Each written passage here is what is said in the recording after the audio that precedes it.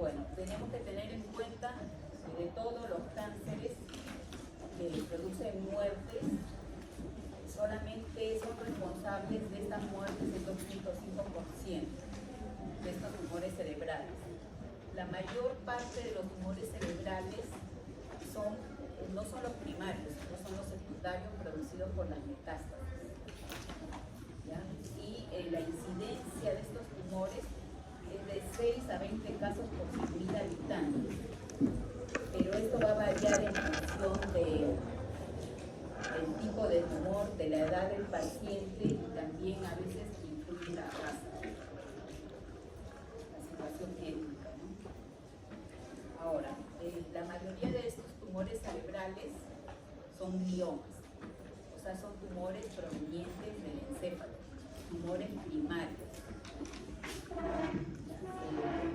Se presentan 2 en 100.000 habitantes a la edad de 2 años, 1 en 100.000 habitantes en adolescentes. Quiere decir que en los niños, en los fetos, en los neonatos, hay un incremento de la incidencia de los tumores cerebrales. Y luego tenemos que estos tumores cerebrales aumentan a partir de la 6ª, 7ª década de la vida. Los tumores primarios, los cuales ustedes están viendo en turquesa, ¿no? O sea, los que derivan efectivamente del sistema nervioso central, son los astrocitomas, que son los tumores más frecuentes o de mayor número. Y luego tenemos los meningiomas, que ya prácticamente son tumores que no son intraxiales, sino extraxiales. Quiere decir que prácticamente dependen de las envolturas del cerebro o de las envolturas de los nervios, de las vainas nerviosas, como son el schwannoma, meningiomas y schwannoma. Todos estos dos grupos, los anaranjados y los turquesas, que son los intraxiales, los astrocitomas, gliomas, gliomas, corresponden a los tumores primarios, o sea, que se desarrollan dentro del sistema nervioso central. Pero esa parte que está pintada en morado corresponde a las metástasis, que hay que tener en cuenta que también tienen bastante incidencia en la afectación del sistema nervioso central. Estas metástasis provienen de cánceres, por ejemplo, como el pulmón, mama, colon, melanoma, etc. Y acá tenemos cómo los tumores cerebrales van a incidir según la edad. Por ejemplo, los glioblastomas aparecen ya mayormente a partir de los 20 años y van incrementando su número hasta llegar a su máximo pico, ¿no?, entre los 60 y 74 años. En cambio, los tumores, que son los tumores extraxiales, son más frecuentes en niños y estos se localizan en la fosa posterior. Esto es lo mismo. Los astrocitomas se pueden presentar en todas las etapas de la vida, no siendo que en los primeros años sean los más frecuentes, pero se pueden encontrar desde el nacimiento hasta la edad adulta. Y luego tenemos que los meningiomas, que no son tumores intraxiales, sino extraxiales, porque provienen de la envoltura del cerebro y del cerebro, ¿no? La dura madre, pilla madre, aracnoides conforman esta envoltura que cubre el cerebro y lo protege también del hueso. Estos meningiomas mayormente son benignos, pero también pueden malignizarse y aparecen en la edad media de la vida, por eso está así pintado de moradito a partir de la mitad de la vida hacia adelante. Son más frecuentes en mujeres. Y luego tenemos las metástasis, ¿no? Que también aparecen un poco más de la mitad de la vida, 50 años para arriba.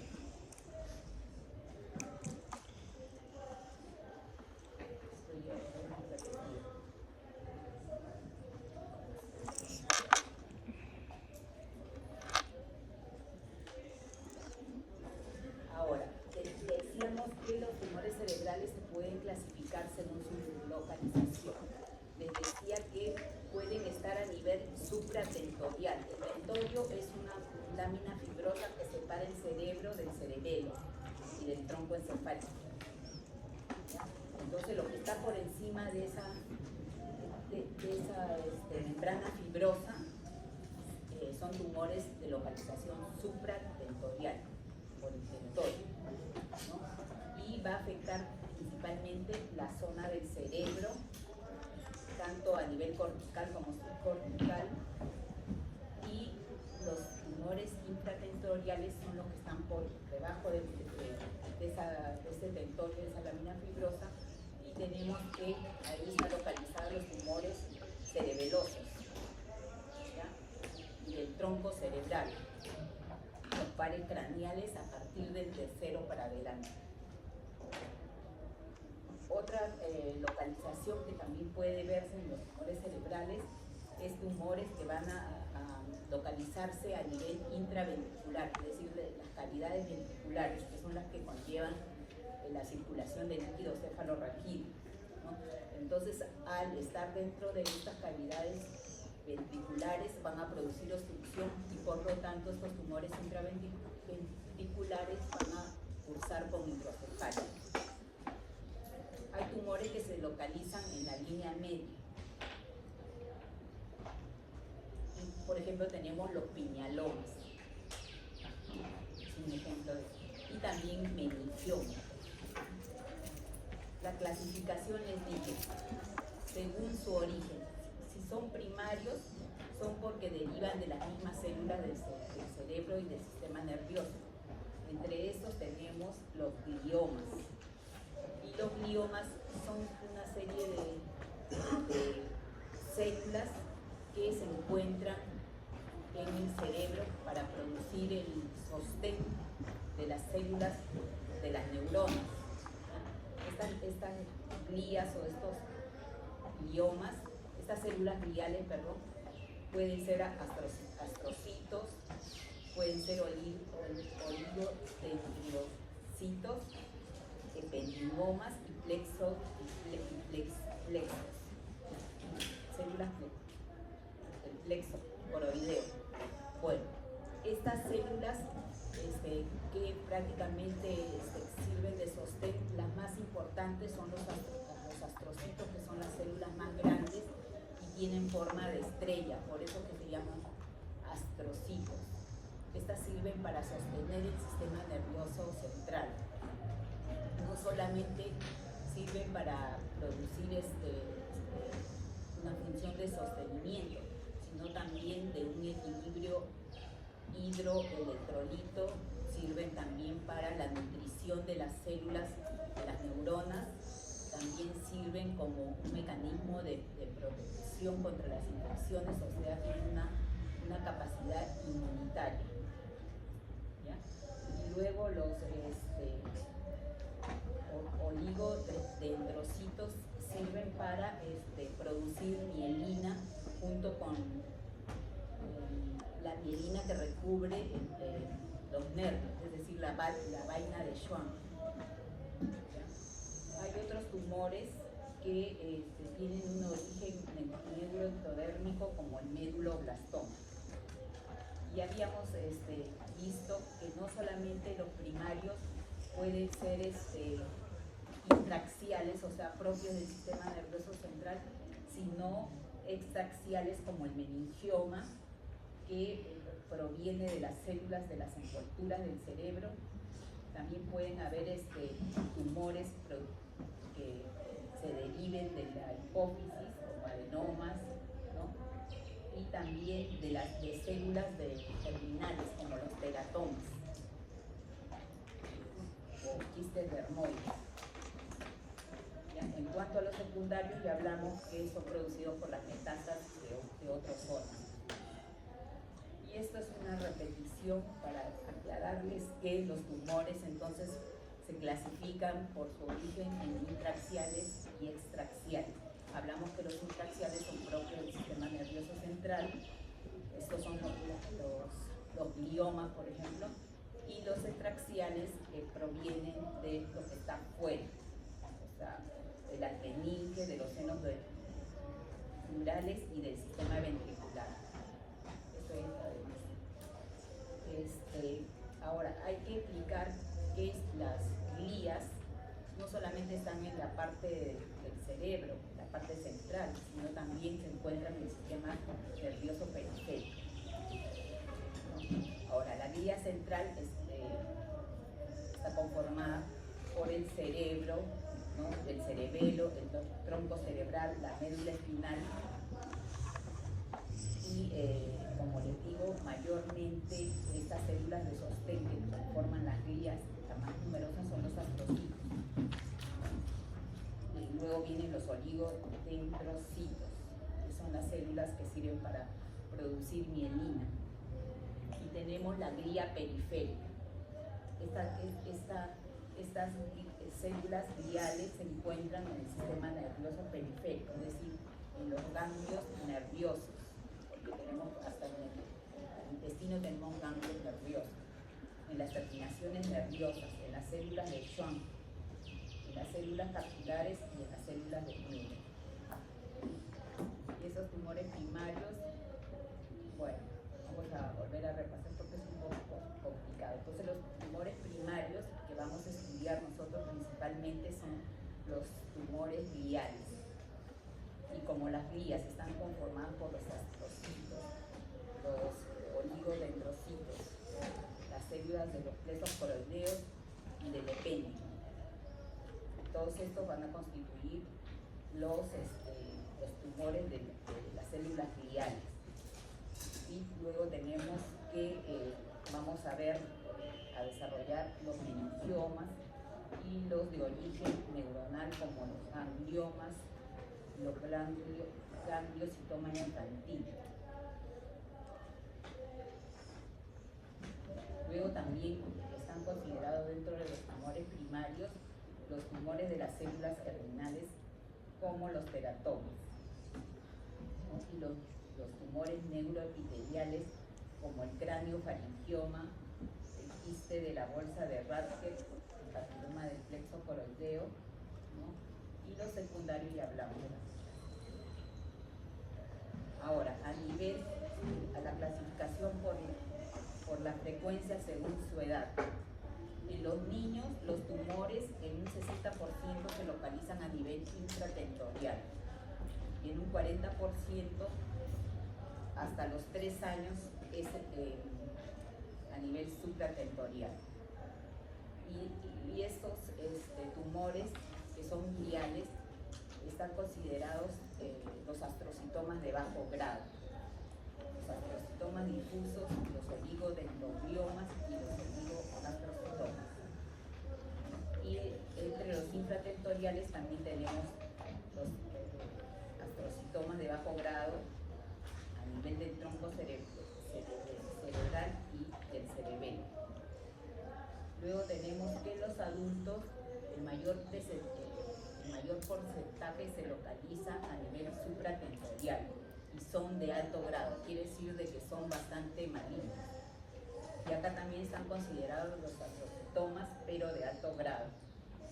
Ya tenemos que en los adultos, sobre todo en mujeres mayores de 50 años, es frecuente los meningiomas. Y también hay que considerar que entre los tumores supratentoriales en adultos consideramos las metástasis y los adenomas hipoficiarios y los oligodendrogliomas. Los tumores de localización intratentorial son menos frecuentes, solamente representan entre el 15 al 20% de están dados por los neurinomas y también las metástasis pueden complicar en esa zona. Ahora, según la Organización Mundial de la Salud, ha clasificado estos tumores gliales en tumores de grado 1, de grado 2, de grado 3 y grado 4. ¿Qué quiere decir de grado 1? Son tumores que van a tener poca actividad mitótica, por lo tanto su potencial proliferativo es bajo y tienen una posibilidad de curación bastante alta con la extirpación quirúrgica. Tumores de grado 3, de grado 2, son lesiones que a pesar de que tienen baja actividad mitótica, tienen la capacidad de infiltrar tejidos adyacentes y pueden avanzar a grados superiores, a grados más avanzados de malignidad. Tienen potencialidad de avanzar a grados más severos de malignidad. Por ejemplo, el grado 3 ya es un tumor que tiene una actividad mitótica bastante alta, ¿no? Y tiene una capacidad de infiltración también rápida y se caracteriza porque las células ya no tienen la característica típica de las células gliales, sino presentan anaplasia. Ahora, estos tumores, la mayoría se trata con resección quirúrgica, quimioterapia y radioterapia. Y el grado 4 es un tumor con bastante capacidad de malignidad y de infiltración, ¿no? Su capacidad mitótica para reproducirse es bastante alta y frecuentemente se necrosa. Evolucionan rápidamente hacia pronósticos muy malos. Ya no le hace ningún efecto ni la radioterapia, no responde ya a la quimioterapia. Ahora, en cuanto al cuadro clínico de estos tumores cerebrales, la sintomatología es común el dolor de cabeza, representa el 33% de la sintomatología. Luego las náuseas por la hipertensión endocraniana y anomalías en la marcha o coordinación. Todos estos nos dan casi un 100% de los síntomas que presentan los pacientes. Los demás síntomas ya son mucho menores, ¿no? Pero hay que tener en cuenta que sí, el dolor de cabeza se encuentra en casi todos los pacientes, igual que las náuseas y los vómitos. Ahora, en cuanto a los métodos de diagnóstico, la radiología no nos ayuda mucho, la radiología simple, es decir, una placa radiográfica de cráneo en póstero anterior y lateral no nos va a dar signos, ¿no? A menos que sea, por ejemplo, en pacientes en neonatos se van a poder ver la diastasis de las suturas, o sea, las suturas se ven abiertas, no cierran, y las fontanelas ampliadas. También va a haber impresión de las huellas digitales, o sea que son como imágenes radiolúcidas, ¿no? Como si hubiéramos puesto el dedo, múltiples difusas en toda la calota craneana, y eso nos va a indicar directamente que hay hipertensión endocraniana. Ahora, ¿cómo se llama? También se puede utilizar para hacer el diagnóstico la técnica de la ecografía cerebral, ¿no? Tanto por radiología con intensificador de imágenes como con tomografía o resonancia magnética nuclear.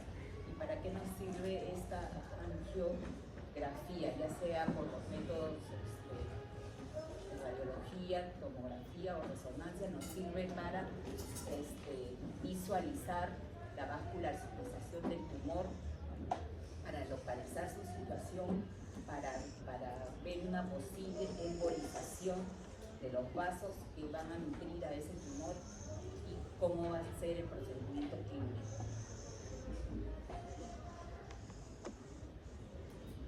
Bueno, la TAC es un examen que para tumores cerebrales es bastante indicado, porque aparte nos va cortes multiplanares, o sea, diferentes proyecciones sagittales, coronales, axiales, y aparte nosotros vamos a poder inyectar contraste y vamos a poder ver cuál es la vascularización de ese tumor, si verdaderamente es un tumor que tiene abundantes vasos y que puedan de repente ser embolizados a través de una angiografía, ya sea por TAC o por radiología con intensificador climático. Igualmente la resonancia magnética también nos permite hacer cortes multiseccionales y también podemos utilizar otro medio de contraste que es el gadolinio, diferente al que usamos con la tomografía axial computarizada, que es un contraste iodado, ¿no? Que a veces se produce hipersensibilidad, entonces tenemos como alternativa que podemos realizar la resonancia magnética nuclear. Lo malo es que en la resonancia magnética nuclear no vamos a ver muy bien ni el hueso ni las calcificaciones, que sí podemos ver claramente con la tomografía axial computarizada. Pero ambas pruebas a veces se complementan, porque hay cosas que no se ven con tomografía y que las puede ver mejor la resonancia magnética nuclear con sus diferentes secuencias, ¿no? De difusión, T1, T2, con contraste, sin contraste, con supresión de grasa, por ejemplo, son secuencias que se juegan para determinar la actividad linfática del tumor. Las calcificaciones. Muchos de estos tumores cerebrales, tanto benignos como malignos, se calcifican. Y las calcificaciones son fácilmente visibles con radiografía. Es decir, que las podemos ver desde la radiografía simple del cráneo, podemos ver las calcificaciones. Por eso hay calcificaciones que son, son fisiológicas y otras que son patológicas, que las debemos estudiar para no confundirlas, porque por ejemplo a veces se calcifican normalmente o fisiológicamente los plexos coroideos, la célula pineal, la hoz del cerebro. Entonces eso no vamos a decir que es un tumor, tenemos que saber cuáles son las fisiológicas para determinarlas cuáles son las patológicas.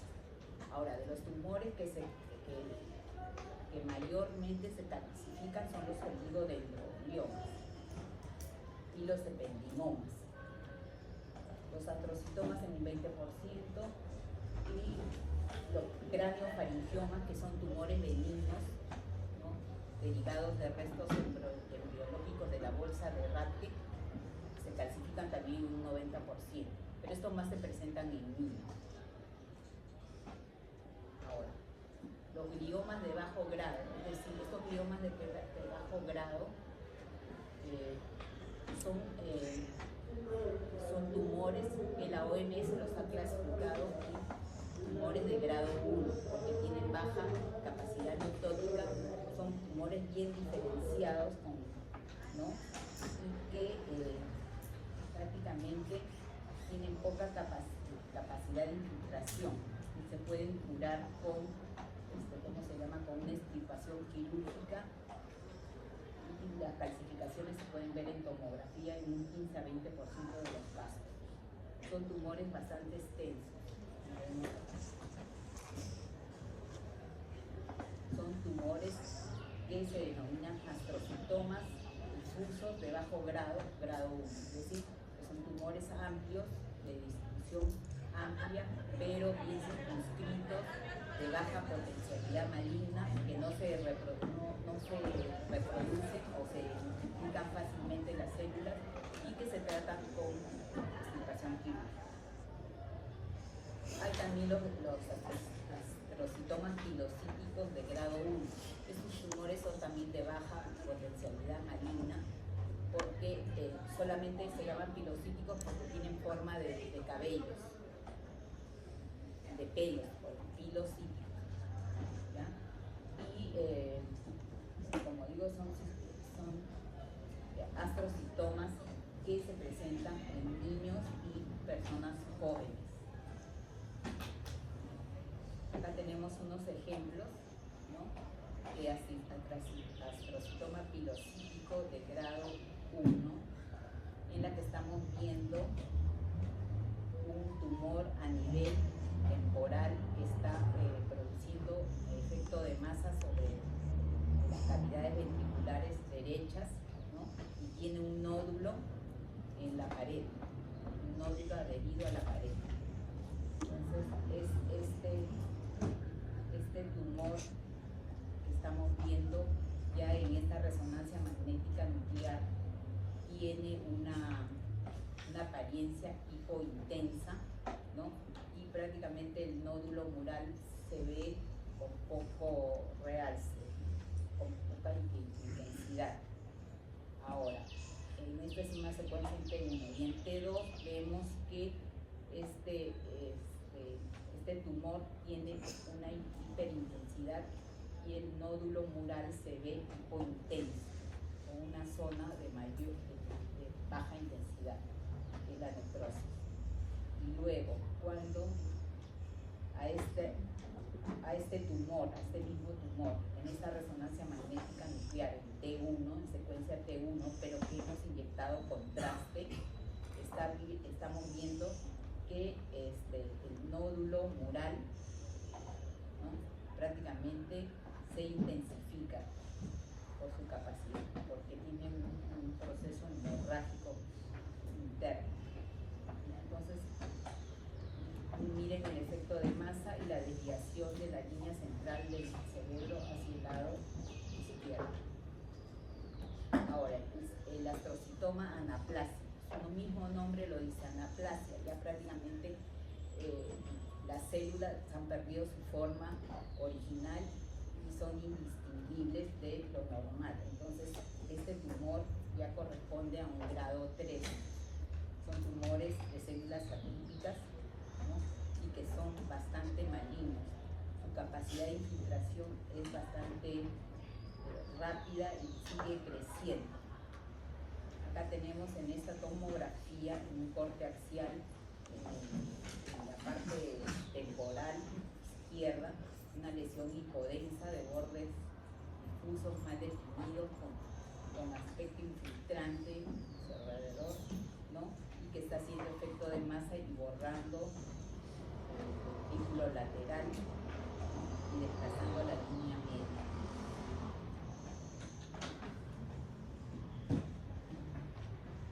En estas imágenes estamos viendo un astrocitoma también anaplásico, tanto en una vista lateral como en una vista axial de una resonancia magnética, ¿no? En T1, ¿no? Como una imagen hipointensa, y acá estamos viendo en T2, ¿no? Donde el tumor tiene una alta intensidad, igual que un tumor adyacente que se está viendo que prácticamente está dando una metástasis. Y el astrocitoma multiforme de grado 4. Este es el más maligno de todos, ¿ya? Son tumores primarios bastante agresivos, ¿no? Y cuyo tratamiento ya no responde ni a la quimioterapia ni a la radioterapia. Entonces, por lo general, tienen un crecimiento bastante rápido y se necrosan fácilmente y también pueden presentar calcificaciones. Acá tenemos esta resonancia magnética en la que estamos viendo en un corte axial una masa en el óvulo parietal derecho, ¿no? Que tiene bordes mal definidos y predominantemente se ve que es una masa multiforme o que tiene calcificaciones internas, ¿no? Que es producto de las hemorragias que presentan estos tumores. Prácticamente estos tumores, como crecen tan rápido, se necrosan porque tienen bastante afectación de los vasos sanguíneos. Bueno, y ahora hay otros tumores, como que les mencioné, que son extraaxiales. Quiere decir de que no dependen ya de la célula del sistema nervioso central, sino de algunos remanentes embrionarios de la bolsa de Rath. que es la bolsa que une embrionariamente el cerebro con la faringe. Y a veces quedan rezagos de esa bolsa, de esa comunicación. Entonces, estos tumores que se desarrollan a partir de estos rezagos embrionarios son tumores que se presentan sobre todo en niños, pero también pueden presentarse en adultos, raro, pero pueden presentarse, pero mayormente en niños y jóvenes. Y son tumores de bajo grado, se consideran tumores benignos, son de grado 1 y se curan con la extirpación quirúrgica. A veces estos tumores, como están cerca de los ventrículos, van a producir compresión y van a producir dificultad u obstrucción en la circulación del líquido cefalorraquídeo y van a producir hidrocefalia. Acá estamos viendo una resonancia magnética nuclear en la que estamos viendo en la zona media, ¿no?, el tumor con una intensidad heterogénea, imágenes hipointensas e hiperintensas. Y en esta vista lateral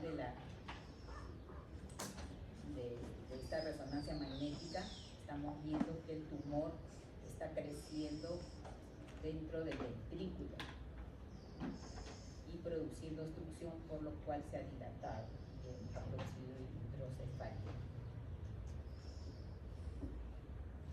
Acá tenemos otro cráneo-faringioma, ¿no?, a nivel de una tomografía, un corte axial donde estamos viendo una gran masa, ¿no?, que está localizada en la región de parietal izquierda, borramiento de los surcos y desviación de la línea media y compresión de los ventrículos laterales, del ventrículo lateral izquierdo.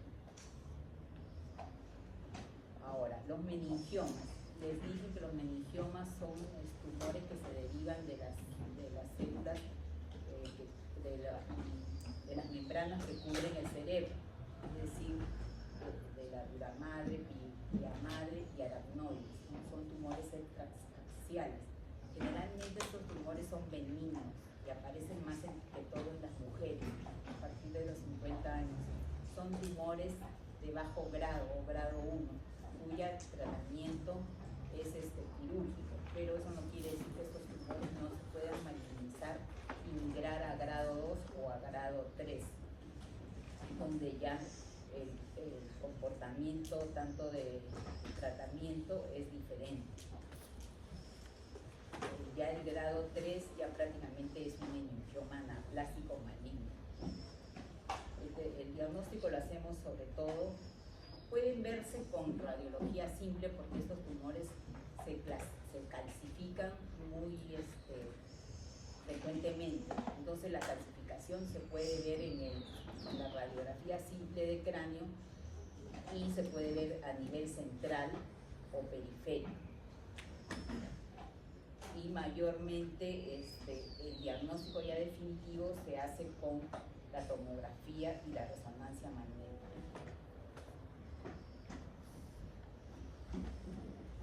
Luego los ependimomas. Estos tumores también son tumores benignos que van a derivar de las células ependimarias que están revestiendo las cavidades ventriculares. Y van a producir, ¿qué cosa van a producir? Hidrocefalia, porque van a crecer y van a obstruir la circulación del líquido cefalorraquídeo. Aquí estamos viendo un corte axial de una resonancia magnética nuclear, donde estamos viendo el tumor a nivel de la fosa posterior con una hiperintensidad. Y luego les dije los teratomas, que también son tumores extraaxiales, que no pertenecen al sistema nervioso central y derivan de las células mesenquimatosas, embrionarias mesenquimatosas, el ectodermo, endodermo y mesodermo, que van a dar lugar a la piel, a las uñas y a los pelos. Entonces, estos tumores pueden contener estas estructuras, dientes, pelos, uñas, grasa, ¿ya? Y pueden desarrollarse en el cerebro. Sobre todo son bastante frecuentes a nivel de los tumores cerebrales fetales, de los neonatos.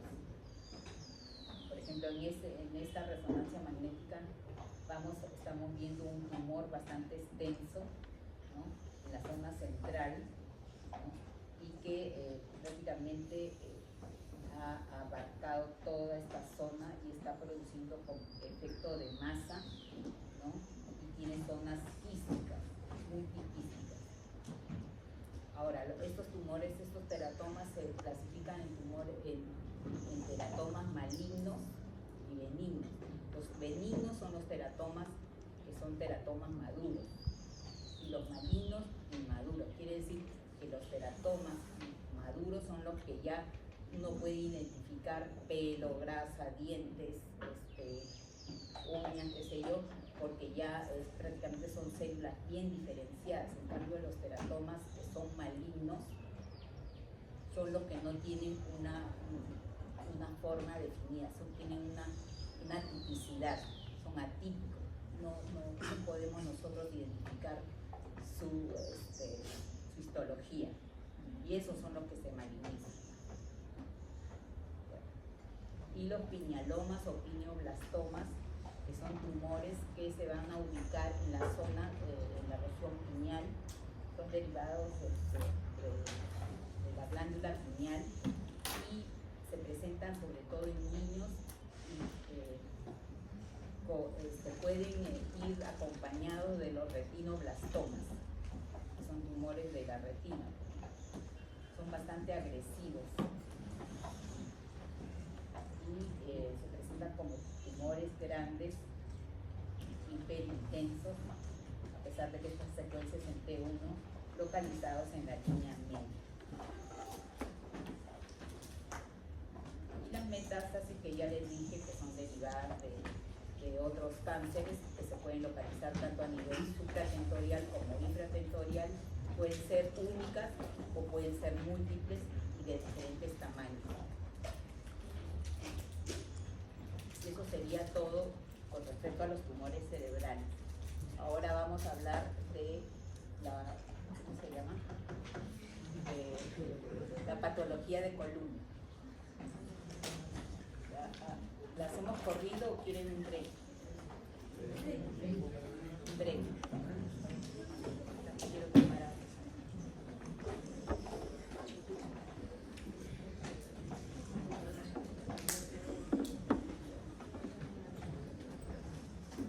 Ya regreso.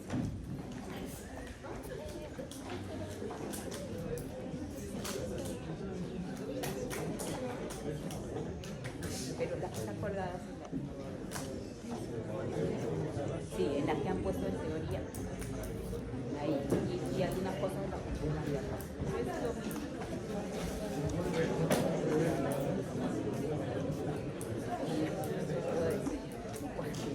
Yo hice como 40 preguntas más,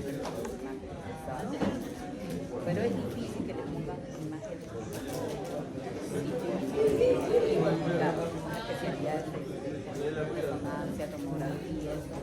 Tal vez de radiología puede ser parte de las generales,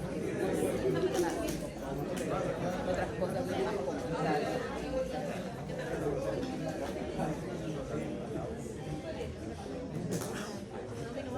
Lo de esta aquí, y la que está colgada, claro.